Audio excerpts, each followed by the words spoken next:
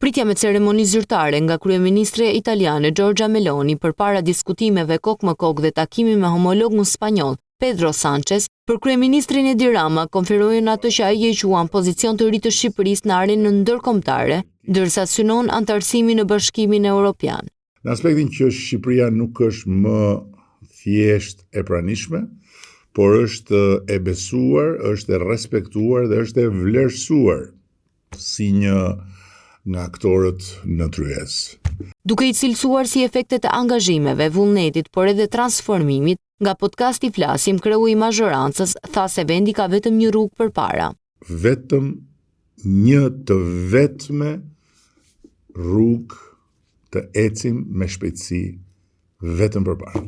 Ndërsa Shqipëria po ecën drejt antarësimit në Bashkimin Evropian, miliona shqiptar janë tashmë pjesë. Ndaj edhe kreu i qeverisë theksoi raportet e reja të vendit me diasporën dhe anasjelltas.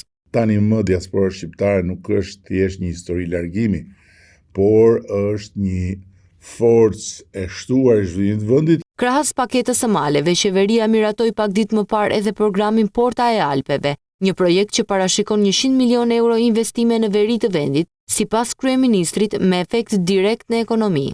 Për zhvillimin e mëtejshëm të turizmit me fokus turizmin malor. Synon, e besoj, ka të gjithë potencialin për t'i dhënë një nxitje ekstra. Edhe për investimet e qeverisë në veri, nuk kurseu asnjë ironi për kritikët.